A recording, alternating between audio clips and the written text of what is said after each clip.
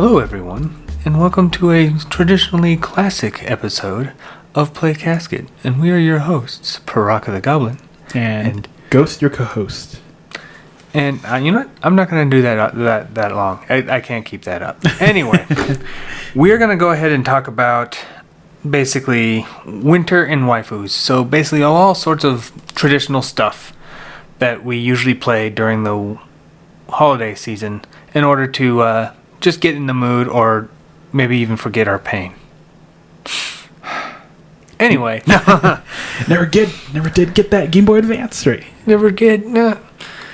It was supposed to be beautiful. Anyway.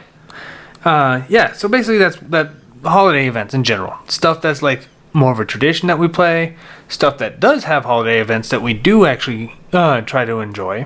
And even some random things that we used to do during the holiday seasons just to get ourselves kind of just in the mood.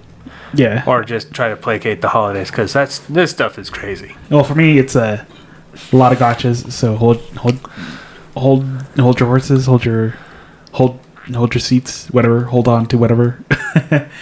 Hold on to your mother's dead hen that you dug up because you just couldn't bear to be away from her. That's very specific, like 2 people. Anyway. Yeah, so we're going to go ahead and start with that. Basically, in-game events in video games. Yeah. Like the ones that actually have holiday-themed events. And I'll just go ahead and let you go first as far as what you usually do around this time. Okay, so lots of gotchas. Azure Lane is always like really, really fun. What did I do on it? They do rerun events. They drop like a bunch of new outfits. I think everybody gets a new outfit too. The San Diego Christmas outfit is like the best thing ever. It's like her little chibi is just so adorable. But they give you like free gems, a bunch of cubes for like your ships. I think they rerun old events too and all that fun stuff. But it's good for catching up too. Everything good? Okay, sorry. But it's good for catching up if you haven't logged back in or if you're just starting up. But yeah, they just shower you with a bunch of good, fun goodies and come back to the game. Although I haven't played it for a while, so I should probably come back. I'm never going. Yeah, I mean, gacha is a acquired taste too, so yeah. I think the only real gacha game I've ever really actually played much of was like I played a little bit of Epic 7, but I'd never played during any event, so I don't know anything about that. But the other one that was Dragalia Lost. And we talked about it on a previous episode and such too. It's just one of the games that has more engagement and the characters actually have a model, so it feels more like you're watching the character. Yeah.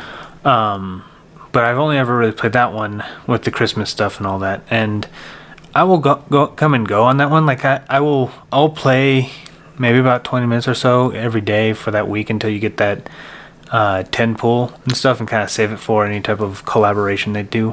Or more Fatalis. More Fatalis. Just constantly pulling Fatalis. That, okay, I'm not sure if I talked about that, but there was a special event with Dragalia Lost that did a lot of Monster Hunter. And I had plenty of stuff saved up, so I didn't really spend any money or anything. But I decided to pull, and one of they had about maybe 5 different characters that were related to Monster Hunter, things that like characters were wearing armor, or the dragon packs that you'd have would be dragons. One of them being Fatalis, and I pulled about 7 or 8 Fatalis and nothing else, and it was just a tragedy. And yes, F for Fatalis. But yeah, that's basically what I end up having to do, right? And I would just get my little 10 pulls and just wait for something that really, really mattered to me. And that's basically all I did with Dragalia Lost. But I don't think I've done any other gachas. I'm sure you've had more. Yeah. Destiny Child also came up. I think it was released during November, and then the first event I ever had was a Christmas event. So I always think about Christmas I always think about Destiny Child whenever game events come up, because their first event was a Christmas one, and we got Krampus. She was like super sexy Miku, or she looks like Miku, and she's like super sexy. But I played the shit out of that, and then leave it for Japan to constantly make demons and these things that were supposed to be scary for everyone into things that just only Sims can only deal with anymore. But just imagine the real Krampus right now, just a bunch of Sims, just like, please turn into Lady Krampus, and then like, get away from me, you're creepy. I've been bad just so you could show up. Yeah. But yeah, it's always fun though, and every Christmas they always spoil us during every Christmas, so it's really, really nice to log back in and play it too. But I play it just as religiously as Azure Lane, so it's really nice. Yeah, well, going on my thing, like I just chimed in with the gotcha thing. And we're talking about mobiles again. This is a big chunk of the events I usually played was either on mobile because it's just the access, or on MMOs. But the MMOs are more of an earlier life thing. I played a lot of Brawl Stars. I played a bunch last year, and I do plan on playing a bunch this year to see what kind of new holiday skins they have. One of my favorite characters is Tick, which is this guy that launches like little time bombs that blow up. Well, one of his costumes, he actually got one last year and made him look like a snowman. I bought it, and I've never looked back. He's not ever changing that thing. He has a couple other like cool looking ones and stuff out there that are like kind of neat, but he's not changing. No, okay. He's just gonna stay the snowman for the rest of his life. But they do have an interesting little theme called Snowtell, which is a part of their overarching world. So there's a permanent holiday section to it, but they also have like specialized, unique mechanics in some game modes that actually change how it plays during the Brawl Stars thing. So it's actually pretty cool. Like you have to steal presents and stuff like that. So it changes it up. So it's a little bit more difference in it and the experiences during that time. So that's usually what I end up playing. On my early life, I played a lot of WoW. Oh, okay. I played a shit ton of WoW. One of the things I did always, but even when I started slowing down and weaning off and stuff like that, because adult stuff kind of kicks in really early when you leave college. Yeah. I will always make room for around November for the anniversary event and then the Christmas event. I usually I got a couple of days around Christmas and just kind of pick up my stuff and see what I get from underneath the tree from Daddy Orc Santa, and just kind of mess with it, and then maybe run a couple dungeons and all that and call it a day. Yeah. But I actually haven't done it for the last 2 years. That game has declined so much that even that small time that I would pay $15 on to just play that week, I have not done it. It's gotten so bad that I don't even want to reminisce or anything in it. Well, I mean, I guess Warframe also has Christmas events too. I keep playing Warframe in the summer, so I never even knew that they actually had events. It would make sense, but never did. Yeah, because I remember they had snow effects that follow you around and all that fun stuff. But I'm just afraid for my hard drive, because whenever I turn on Warframe, it'll ask for another 60 gigs. I'm like, oh, I don't want to. My poor hard drives. So yeah, no, some of the art projects have eaten more of those than any of the games I have right now. I have maybe a 14 gig game in right now, and then I was like, oh, I gotta save this one PDF, and then the 14 gigs just I'm just gonna hide in the corner, then just forget about me, and then you see these big swole 25 gig things out there for my PDFs. It's yeah, you better run. Or no, not PDF, PSD, Photoshop document. Okay. Because they're huge and they eat a lot of memory, and I have a lot of them. My 2 terabyte just looks like chump change now. Oh, I know. 1 terabyte's so tiny now. It's Jesus. And you game developers out there, just optimize so we don't have to keep playing this type of weird game. But don't you want 1 terabyte games? No. And 4K textures? No. Just port Quest 64 over and over again, and I will buy it religiously. And I will shut the fuck up. Yeah, no, that's like, yeah, no, it's big, and I've never really done anything else beyond that, as far as my sizes. Or No, anything okay. like that. What about traditions? Any traditions you do? Traditions in video games? Yeah, so for a long time before I started getting into MMOs, like I had a little tradition when I was a kid that would always play like a bunch of like snow levels and stuff like that, and I'm sure some of the people who are watching Minds are seeing this little thing, and on Gab as well. That do a little pocket reviews about these levels and worlds and games and stuff like that that have holiday themes in them, and I usually play a bunch of them, and usually just try to do things in those levels when I was a kid to try to just get myself in the mood.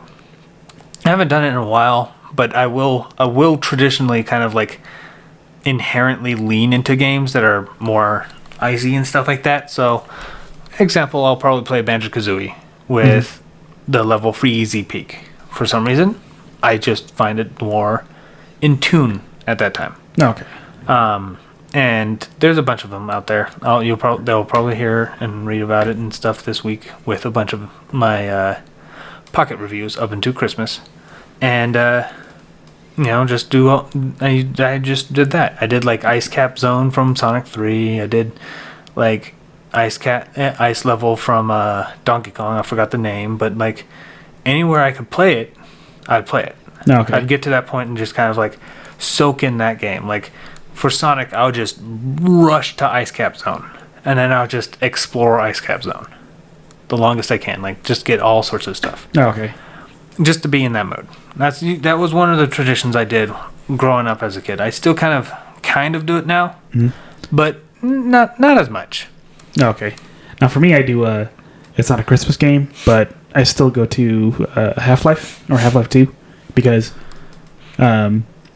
you have so much holiday time or holiday time off. So I play Half-Life during the holidays because it's a game you can play over and over and over again. So I don't want to get tired of playing it so much. So I usually play it during that week when there's nothing to really like. Oh, I got nothing to do, but I really want to play Half-Life. So I'll play it during the Christmas week, just so that I'm not playing it every day of the week. Yeah, well, I'm sure you've seen where I'm at. I have over 1,000 games on the Switch alone. So, and I have like 300 something GameCube games. I have a variety of stuff, right? So it's just a matter of filling that void. They're like, okay, I'm feeling an RPG, but which one? So it's just like it's really hard. Right? I'll just go back to Dark Souls. Right? I'm just gonna go back. Well, I usually default to like Mario for some reason. Like I'm glad that the 3D All Stars is out, so I can play that. I now just need a like Kirby 3D All Stars, so I can just play Kirby 64 because I used to do that there too. Literally, when I was a kid though, I'd either default to Kirby and the Crystal Shards or something to that point, and Quest 64. Okay. That's what I would play. Okay. I beat Quest 64 multiple times. Yeah. Right? The game technically has aged like fine milk, right? Hasn't aged like other games, but it's aged, right? Like you can tell it's been a date, but I'd still play it. Okay. Right? And it's just one of those games that just satisfies even now. Yeah. Like there's RPGs I still don't want to go back to. Like I have save files of what was a good RPG that I had? Well, crap. It was right after Final Fantasy VII, and I forgot the name. But after Final Fantasy VII, and I beat that game and all that crap, and I didn't play another Final Fantasy game. They released another RPG at the time. I don't remember the name, and I don't want to go back. Okay. Another game was actually my first PlayStation game I ever played. Was like Guardians Crusade or Knights Crusade. Basically, it's a little like scrawny knight dude with a pink blob. I enjoyed it. It was a great game. I just never beat it. Okay. Same with Monster Hunter 3. I played it about halfway through. Never went back. It's not that they're bad games. It's just I just never finished them. Okay. So, but as far as that goes, like there's other things I did that are other than that for video games. Like long ago, during my early age in in college, I would actually play a tweaked version, like a really adjusted version of Warhammer 40K. My friend would actually make a ice table, like a winter themed ice table and stuff to get it into mood and stuff like that. But they had like terrain adjustments, so characters would actually slip on ice and stuff like that. So if you move certain characters, you can move them, but then they would have like an extra movement because they slide all the way to the other side and stuff like that. They had like unique traits about the world, like the environment, the map itself, that I actually think we should probably look into doing it ourselves one day. Okay. But it was maybe 2 years I've ever been able to do it with them. Okay. And then of course parting ways because that's what college does. But it was a fun thing. It was actually a really cool, fun experience because it was something that like it changed Warhammer quite a bit to a point where like it was more of a fun run than anything else. Okay. Like they had some serious runs all the time, but this was literally designed to just be fun, like just be crazy, kind of wacky. Yeah, but I avoid Warhammer because my wallet can't handle Warhammer and Gundam. Games Workshop can't even afford their own stuff. Let's just say that. That's just how expensive that crap is. Yeah. But I don't know. Maybe we should try it. We have a couple 3D printers. Maybe we should try a cheap version of that. Okay. That would actually be an interesting one. Okay. Maybe one day. It would actually be a fun one. I guess another one that I do too is Gundam Endless Waltz. Gundam Wing Endless Waltz, the movie. Oh, so you watch some stuff too? Yeah. I never do. I don't. No. So. But well, I mean, because like people always like their Christmas movies, so like fine, I get one that I like. And you Take that, Hallmark. And you get robots fighting. Although it was super confusing the first time I ever saw it, because it was it's the OVA, the original video animation, and it's basically like the last hour and a half for the whole series. The first time I saw it, I was like, "What the hell is going on? Where did they get all their new suits?" But it's all a redesign. I was like, "Oh, that makes sense." So I was like, "Wait, how come the Heavy Arms looks all freaking badass, and how come the Wing Zero looks really different?" Yeah, and then it turns out, oh, they redesigned everything just for this movie. So canonically, the universe kind of just happens to go this way. Yeah, so I was like, oh, that makes sense now. But yeah, it then happens during Christmas, and yeah, a bunch of robots kill each other. It's pretty cool. That's the best Christmas tradition ever. That's Exactly. actually how we got the stars on top of our trees. True story, guys. True story. Read it up. Jesus was a liar. No, we love you, Jesus. We do. Don't kill me. He's just gonna like post underneath our minds things like, I thought you were better than this. My bad. So, but no, that's basically what we'll probably talk about as far as this goes. You know. Okay. I would like to thank you all for listening to us. And And again, we will see you on the other side.